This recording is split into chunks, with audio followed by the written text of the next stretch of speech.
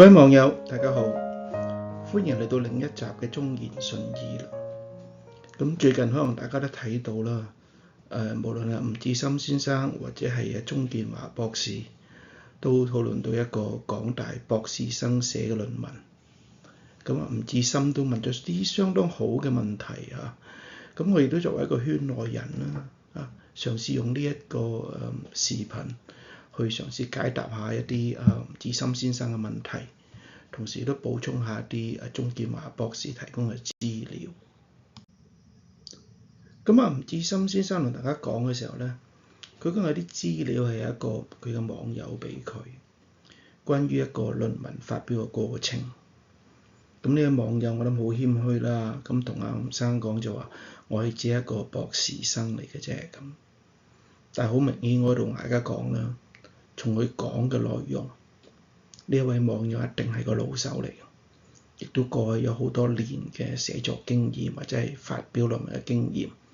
如果唔係，佢講唔出一啲發表論文嘅過程，因為而家呢啲過程好多時喺今日嚟講已經係冇㗎啦。咁第二樣同大家講講就係一個教授作為一個博士導師啦。咁好多朋友都未必知道嘅，就話以為每一個大學教書嘅朋友或者裏邊嘅每一位老師都可以知道博士生。咁呢個係唔正確嘅。每一間大學當佢聘請一個新嘅老師嘅時候，會有個聘書就俾呢位老師作為老師。但係至於呢位老師有冇資格去指導博士生咧，係有另一個聘書嘅。咁譬如喺美國就叫 graduate faculty， 咁喺國內就叫博士生導師。所以大家見到好多國內嘅老師咧係有兩個頭銜嘅，一個係乜乜乜教授，然後見到係博士生導師。咁呢個大家會好明顯睇到一樣嘢，就係話作為一個博士生導師係比一個大學嘅教授嘅選擇更加嚴格嘅。咁我亦都喺港大好多年啦，所以同阿葉教授相對嚟講都係好間接咁都叫認識或者見過面啦你有少少離身先。咁亦都好了解到佢嘅情況，因為大家諗一諗，今次大家講緊係話一篇論文裏邊有一啲參考文獻嘅錯誤。咁如果你作為一個博士生導師，你手下有可能有好多個博士生俾你指導。咁當你睇佢嘅論文之後，係咪真係睇到咁仔細？就等於好似我哋以前喺顧問公司做嘢咁。譬如話，你每一個下邊你嘅手下寫嘅顧問報告，係咪你都有機會每一隻字都論清楚都係正確㗎啦？佢裏邊寫嘅每一個參考文獻，甚至直去到嗰個 page number 都係啱嘅咧。嗱，呢個雖然理論上嚟講，個導師係應該為個博士生嘅論文或者發表嘅論文，如果你有掛名上嘅話，應該係負晒所有責任。咁呢度我都要 call 一個過去香港一位高官講嘅説話啦，一位處長。咁佢有一日有個市民嚟同我投訴，我哋乜乜處某個廁所洗唔乾淨。我作為處長都應該向呢位市民道歉，因為我係應該為呢個處嘅所有事情負責。但係我係咪應該為一個廁所洗唔乾淨而辭職咧？咁甚至係我連呢個廁所喺邊我都唔知。嗱，呢個大家要分清楚，係咪可以睇到咁細嘅嘢，你都會睇得到咧？咁之後我會同大家講一講一個唔同作者喺一篇論文裏邊應該負嘅責任。咁但係一個好明顯嘅情況，大家會睇到喺過去嘅20-30年裏邊啦，由我開始投身呢個高等教育界到今日，好明顯一個好大嘅變化。大家以前睇到好多人喺外國畢業，喺美國、英國畢業，都盡量可能會留在嗰邊發展，因為發展嘅機會事實上係真係好好多。但係過往嘅20-30年好明顯啊，喺亞洲區，無論係經濟發展啦，諸如此類，錢多咗啦，擺落去高等教育嘅錢亦都多咗啦，所以發展機會相對地多咗。佢哋好多時亦都想盡力去追上歐美一啲名大學，亦都因為佢哋有嘅財力比較好啦，所以無論係買設備啦、買文獻啦、買期刊啦嘅錢咧，相對地係比較充裕嘅。咁形成一個好大嘅變化啊！好多時呢啲咁嘅賣期刊嘅出版商啊，或者賣設備嘅 supplier 啊，逐漸慢慢就將個重心轉移咗嚟亞洲。咁呢個轉變咧，亦都導致後邊好多發生嘅事情啊！陣間後邊可以同大家慢慢去討論。咁呢度首先咧，同大家交代下我自己個背景先啦。正如阿蕭若元先生講下 critical thinking， 你聽人講嘢都知下呢個人自己嘅背景係點，你覺得佢講嘅嘢有幾可靠啦嚇。咁我本身讀書咧，即係讀過2間大學嘅啫，一間就香港大學，另外一間就加州大學嘅柏克萊分校啊，亦都有一般人講嘅 UC Berkeley。咁Berkeley 畢業之後咧，咁我就喺4間學校度教過嘅。其實第一就係美國嘅 Northeastern 啦，喺麻省喺 Boston。第二間就 Texas A&M University 喺美國德州 College Station。咁跟住翻咗香港嚇，投身翻去顧問公司一段時間，之後翻咗香港大學任教。咁香港退休之後咧，就而家嚟咗台灣嘅國立陽明交通大學任教。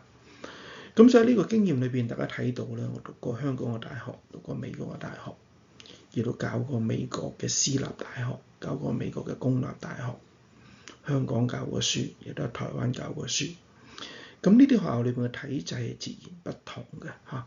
咁亦都從中有啲經驗可以同大家分享一下。咁下一步同大家交代一下嘅係咩咧？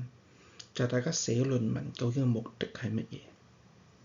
其實寫論文有一個好崇高嘅理想啊，係將自己嘅研究結果好無私咁向呢個世界公佈，讓自己嘅同學或者同埋喺呢個同一個研究目的嘅一啲學者，大家一個共同互相切磋嘅機會，同時亦都唔多唔少啦嚇，亦都向世上公佈我哋已經做到邊一度啦。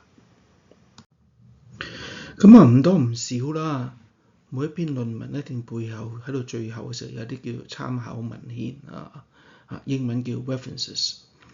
咁呢啲文獻我係做乜嘢嘅咧？基本上有幾個目的啦。第一個就係話將以往嘅背景同啲讀者交代清楚，因為每一篇論文都有一定規定嘅長度，你唔能夠將好多嘢都重新講一次。於是將一啲前人已經講咗嘅嘢就擺咗落去嗰個參考文獻度啦。咁同時參考文獻有幾個目的，其中一個就話：過往啲人做咗乜，你覺得啱定錯啊？你會覺得以前啲人錯嘅，或者以前啲人做嘅有啲地方不足。咁呢個成為咗你做呢一次研究嘅基礎。所以話俾人聽啦，以前做到呢度，不過有啲邊啲嘢佢哋冇做，咁所以我哋今次就繼續做。第二個就係你利用人哋過去嘅結果去支持你今次嘅做法。譬如過往有人咁做，做過 OK 嘅，所以今次咧我哋再做呢個實驗嘅時候咧，我用翻佢已經用咗嘅方法再做落去。咁第三就係一啲過去已嘅結果啦，或者你而家有啲新嘅數據，究竟你嘅新嘅數據係支持我嘅結果啊，抑或係覺得大家有啲唔同喎？咁你從時去發表你自己一個比較新嘅睇法嚇。咁所以咧，文獻好緊要，就成咗一張文章嘅基石啦。即係無論你係同意啊唔同意都好啦，你都係基於過往人哋已經有嘅研究，然後向前再推一步。咁呢個喺科學研究嚟講係相當重要嘅，因為我哋乜嘢都唔能夠從頭做起。譬如我哋今日我哋做 dynamic 嘅，唔能夠再做個 Newton second law 嚇。而家大家都知啦，中學生都識啦，牛頓第二定律。咁所以我哋唔會重新去做。好啦。咁今次發生嘅事情係咩咧？就其中有一啲參考文獻係唔存在嘅。咁調翻轉頭嚟講咧，即係葉教授同佢嘅博士生呢篇論文咧，其實係一個冇基礎情況之下去建立嘅嘢嚟嘅嚇。嗱，佢哋做個內容我唔識啦，因為我本身唔係嗰個專業。但係我聽阿鍾建華博士所講。其實佢講啲嘢都係阿媽女人㗎啦，多咗啲數據去支持咁解嘅啫。好啦，就算你講啲係阿媽女人，咁你都有啲文獻過喎。以往邊啲都話阿媽係女人㗎啦咁。咁而家我啲新嘅數據都同樣支持阿媽係女人呢個結論嘅咁啊。咁但係如果你話年後先講阿媽係女人嗰紮文獻原來係唔存在嘅時候，咁你再講落去，你話我呢個結果都係支持嗰個結果嘅，咁你成件事係冇咗基礎嘅。所以今次呢件事佢哋話後尾我哋會交翻啲去做改正啦之類，呢個應該理論上佢唔能夠接受，應該係你係將成篇論文收翻，重新去檢視過手裏邊所有嘅嘢，因為你所有論據都係立論於已經有嘅參考文獻㗎嘛。咁當嗰個論據冇咗嘅時候，正如我哋成日講啊嚇，或者有首好出名嘅歌講，就係 Castle in the Air 啦，即係你嗰個堡壘其實喺空中樓閣嚟嘅，根本係完全冇地基冇成嘅，你仲點能夠繼續立足咧嚇？嗱，而家我去討論一下啦嚇，一篇論文產生嘅過程。嗱，第一個好重要啦，大家有個研究啦嚇。當然喺研究之前，你要揾到個題目啦，揾到個研究方法啦嚇。咁呢個都係過往改變得好大嘅地方嚇。而家嘅博士生好多時係唔會揾一個問題出嚟嘅，一個問題咧，佢個導師已經做咗，可能已經應該交咗呢個計劃書，攞咗錢翻嚟。咁所以好多時而家嘅博士生已經做少咗一樣嘢㗎啦。佢哋唔使去揾題目嘅。第二就係個研究方法，咁啊可能個博士導師當佢交個計劃書嘅時候咧，已經寫好晒㗎啦。咁而家好多時好多博士生只係去 execute 個研究嘅啫。咁無論點都好啦，要產生個論文，第一步要做嘅研究咯。咁當你有咗結果啦，自己即係睇晒自己啲結果覺得 OK 啦，咁你可以出去撰寫你嘅論文啦嚇。咁寫嘅過程之中其實都相當痛苦嘅，好多時候都因為將你做咗嘅嘢好有系統講翻俾人聽，令到人哋睇得明你講嘅嘢咧，其實都唔係一個簡單嘅過程嚟。咁好啦，寫好啦，咁跟住就投稿啦。咁喺投稿嘅過程裏邊咧，其實裏邊咧每一個作者其實都要簽咗一張certificate， 就話呢個論文我係曾經有參與嘅研究工作，同時我係同意呢篇論文嘅內容嘅嚇。記住呢個嘢咧，係每一份期刊都要要求每一位作者去簽嘅啊。呢樣嘢最後係白紙黑字，所以冇得唔認嘅。好啦，投完稿之後，通常個期刊或者個總編就會揾一啲專家去審核你個論文啦。咁呢個過程可能來來往往好多次，因為有好多時你嘅研究同嗰啲審核論文嘅人有個唔同嘅睇法啦。咁好多時你要提出多啲論點同佢哋有少少討論啊，佢哋發翻嚟，你翻嚟又改過啊，諸如此類啊，來來往往好幾次，去到個地方就係個論文就會話收咗啦，咁即係個期刊收咗啦。咁喺以往嚟講咧，喺收咗之後有一啲期刊咧，就正如我開始講啊，唔止三位網友講啦。咁以往嘅期刊可能會有一啲專讀英文嘅 editor， 我哋叫 copy editor， 就重新去睇過你篇論文。嗱，佢就唔知你講乜嘅，佢純粹係睇緊英文嘅啫，就問你話呢句嘢係咪咁解啊？你係咪咁意思啊？諸如此類，然後再覆翻個作者，叫你再 confirm 一次，或者佢幫你改咗一啲字，然後佢會問你：喂，我覺得啱唔啱啊？你係咪咁意思啊？咁之後喺嗰陣時開始會定咗稿嚇，呢個亦都係個過程嚟。所以點解頭先我講而家已經冇咗呢個過程啦？因為無論係期刊或者作者都要快啊嘛。所以以我所知，而家已經冇乜期刊係由 copy editor 去同你執啲英文㗎啦，已經嚇。好啦，咁做完呢個步驟之後就會發表啦嚇。咁今次出事嘅論文就係喺呢個過程之後先出事嘅，即係話已經發表咗啦。咁對於一邊發表咗論文，然後發現問題，最正確嘅做法係點樣樣咧？就係我哋叫 retreat， 就係點啊？將篇文章退翻出嚟，即係話重新喺個期刊度講咗呢篇文章個作者退翻出去，就當過往發表呢個過程冇發生過，而重新再去做過，然後重新高呼頭先嗰個過程。好啦。跟住同大家講講嘅類別啦嚇。今次大家聽到咧都拗緊一啲嘢嚇。嗰個博士生係第一作者。咁通常第一作者即係點解咧？即係成篇論文排頭位嗰個啦。咁通常排頭位嗰個咧，通常係對篇論文嘅貢獻最大嘅。通常好多時都係由佢開始撰寫，好多時呢個都係做嘅都係佢研究都係佢做佢寫咁。咁第二個作者咧叫通訊作者。咁通訊作者主要係負責咩咧？就負責通訊啊，好似今次呢個 case 咁，阿葉教授嘅通訊作者。通訊作者主要係佢負責同個期刊之間嘅通訊啦，中間有啲咩要修改，先大家講過論文發表嘅過程啊，中間修改啊，或者有啲同啲 copy editor 講句嘢係咪咁解啊，甚至好多時同嗰啲reviewer 去拗撬一啲爭論啊，諸如此類都係通訊作者會負責。佢係可能通訊作者係呢個相當重要嘅關鍵人物啦，喺篇論文裏邊。咁好啦，再落去嘅就有叫所謂其他作者啦。咁其他人可能有貢獻，但係貢獻唔係咁多，所以佢哋唔能夠成為第一作者，或者唔能夠同通訊作者。咁所以好多大學裏邊咧，當最後啲教授要升職啊，或者係加人工啊，去評佢過往一年嘅表現啊，諸如此類，就會睇你嘅論文裏邊咧，就睇你係咪第一作者或者通訊作者啦，抑或你係其他作者。咁如果係第一作者，當然佢攞到嘅分數最高啦。第二就係個通訊作者啦，跟住其他作者嘅分數就會相對地比較低嘅嚇。嗱，咁呢有機會同大家講一講呢件事情嘅本質啦。點解而家咁多人發表咁多論文嘅咧？咁有少少故事同大家講一講啦。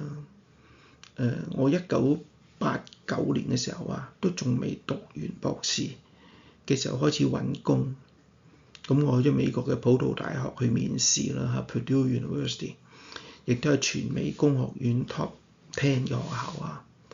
咁大家都知啦，教授好緊要就係點樣攞個終身制。所以當我面試嘅時候，我都好直接問個院長，我要有咩表現將來先攞到個終身制。咁當時院長好直接同我講，佢大概12篇論文啦，喺啲比較好嘅期刊度。如果你有14篇喺啲好嘅期刊度咧，就應該穩陣㗎啦。咁大家睇一睇今日好多博士生啊，都未畢業已經10幾篇論文啦，係咪？咁我亦都反問自己一句：今日嘅博士生係咪真係叻我咁多咧？我14篇論文、12篇論文，可以一間學校度由助理教授升副教授咯。今日呢啲細路都未畢業已經咁多論文啦嚇。咁其實好明顯，大家就為咗要推多啲論文出嚟嚇。咁其實好多時候大家都覺得，大家都為咗爭下排位、爭啲爭路者寫論文咁。究竟事情嘅本質究竟真正係乜嘢咧？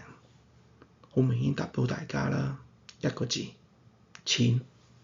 嗱，好明顯點解大家要爭排位啊？排位排得好，好明顯對校長影響好大啦。好多校委會評價校長嘅時候就講佢嗰個學校嘅排位啦，佢能夠續約啦，有冇得加人工啦，好明顯就喺呢度嚟啦。頭先同大家提過啦，助理教授、升副教授、升教授都係睇咩啊？睇論文數目啊嘛。於是乎好緊要咯喎，係嘛？又係升級，又係錢嘅問題。好啦，跟住我排位就好大影響，就影響到間學校收生啦。排位越高，收生越容易，係嘛？咁收生最後尾都為咗咩啊？有學費㗎嘛，尤其收多啲國際生。嗱，最後講來講去，翻來覆去，最後尾只係一個字啫，大家為咗錢。好啦，同時睇緊另一方面啦，嗰啲期刊嘅出版商為乜啦？頭先同大家講過啦，發表論文叫崇高理想㗎嘛，寫論文嘅冇錢收㗎，大佬。好啦，幫人哋去審核論文嗰啲專家睇完之後冇錢收㗎。好啦，坐喺嗰個編輯委員會嗰啲編輯、副編輯冇錢收㗎。咁啲論文有冇賣錢啊？有啊嘛。咁結果啲錢使喺邊度啊？咪袋晒落個出版商個袋度咯，係咪啊？所以出版商好努力勸你哋發表多啲論文，好努力去製造好多呢啲統計數字。點解啊？呢啲統計數字佢又賣翻俾學校㗎嘛。嗱，而家你邊個先生有幾多個 citation 啊？你間學校幾多篇論文啊？排第幾啊？跟住你間學校 O4 而家所謂咩 QS 啊，諸如此類嗰啲排位，全部都用統計數字。咁邊個揸住統計數字啊？就係呢班出版商啊嘛。嗱，大家可以睇到啦，呢班出版商一來係無本生利，只不過你班大學校長、你班學校領導、你班教授、你班研究生，你哋中意出論文啊嘛，咪俾個機會你哋咯。賺錢嗰個就係我。好明顯大家睇到今日嘅論文質素同以前係咪有得比啦？正如阿鐘博士啱啱講，嗰篇論文講咩啊？阿媽係女人啫嘛，係人都知嘅嘢啦，係咪啊？所以大家諗清楚，其實成件事由頭到尾其實係咩事？就係一個錢字。咁因為得個錢字，導致一樣好緊要啊！你出一篇論文同出兩篇，統計學上就一變咗二。你出一篇好嘅，將啲嘢集中埋啲料喺一篇度得一篇，拆開兩邊，編兩篇，係咪啊？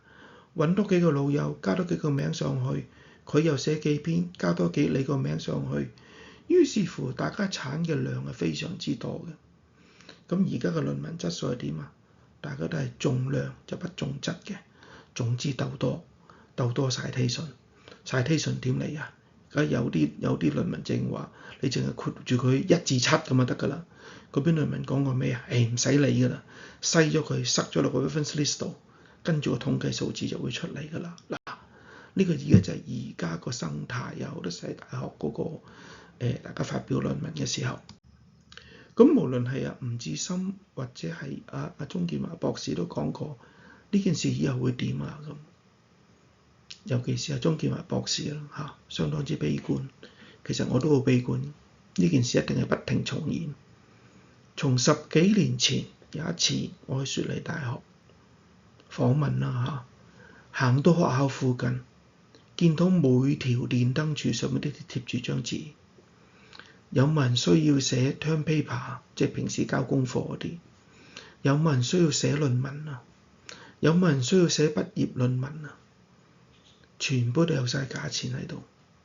仲有好特別嘅，大家留意，全部呢啲廣告都係中文寫嘅。咁至於係咪 implication 係咩？我留返俾大家自己去諗啦。但係呢樣嘢其實10幾年嚟都係咁樣，一路大家都做緊呢啲事，大家拼命去爭取多啲論文。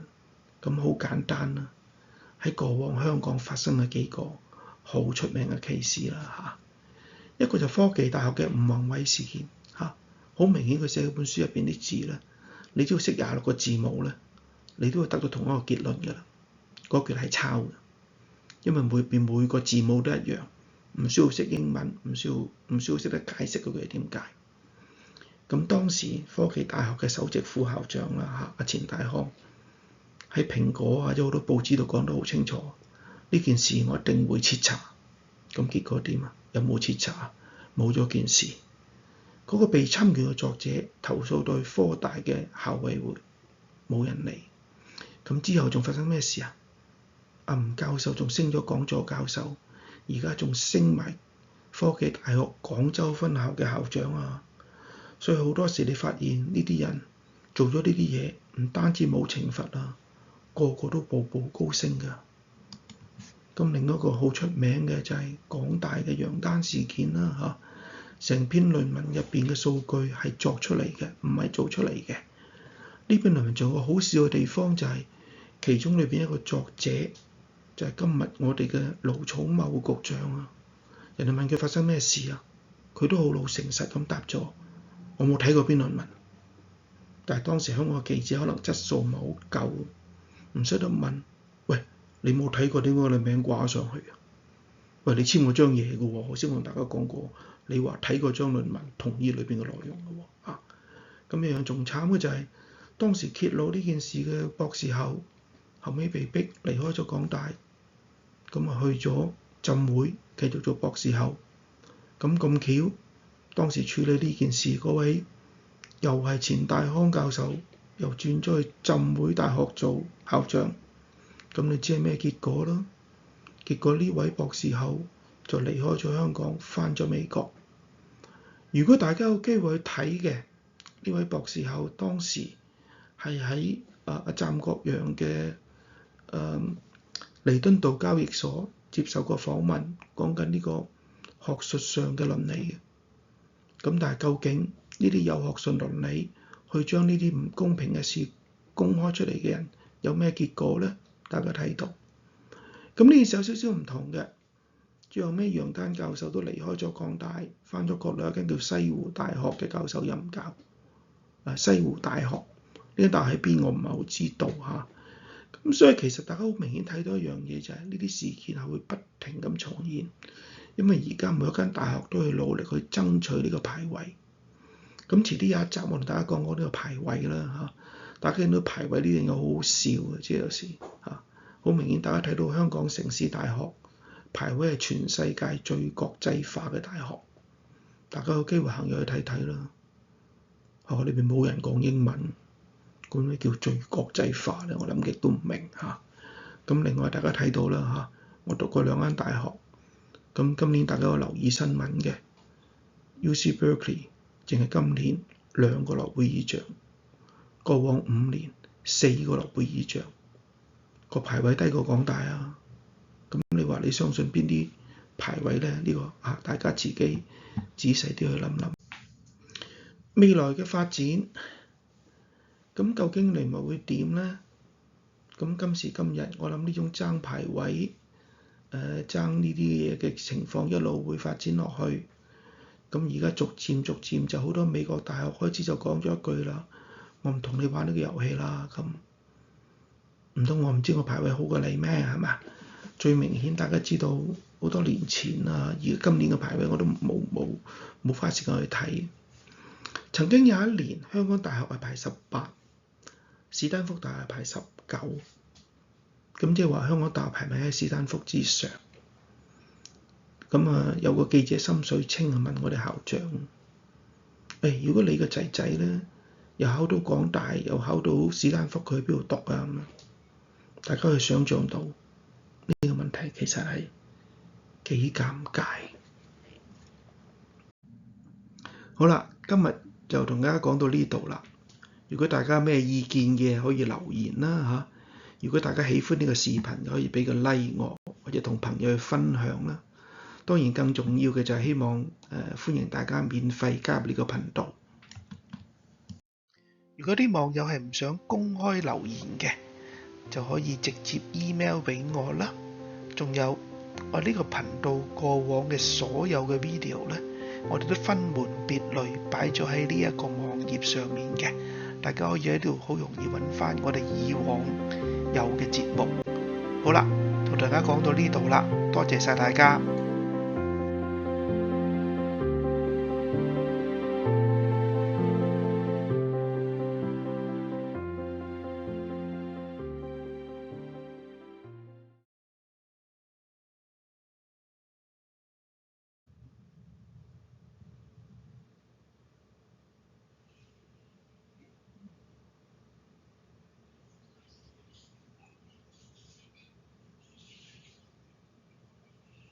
各位網友，大家好，歡迎嚟到另一集嘅忠言順耳啦。